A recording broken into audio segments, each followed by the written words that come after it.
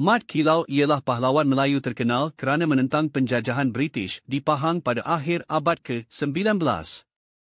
Dilahirkan sekitar 1865 di Kampung Pulau Tawar, Jerantut, beliau anak kepada Tok Gajah, pembesar Pahang berpengaruh.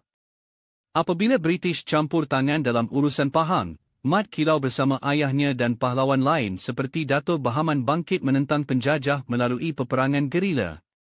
Beliau dikenali kerana kepintaran strategi perang dan keberaniannya mempertahankan tanah air. Selepas beberapa tahun bertempoh, Mat Kilau dikatakan hilang dan dianggap mati, namun kemunculannya semula pada 1969 mengejutkan ramai pihak. Pengisytiharan rasmi dibuat bahawa beliau ialah Mat Kilau sebenar. Perjuangannya menjadi simbol keberanian dan semangat patriotik dalam sejarah Malaysia, dan namanya kekal dikenang sebagai wira yang berjuang demi kemerdekaan bangsa dan negara.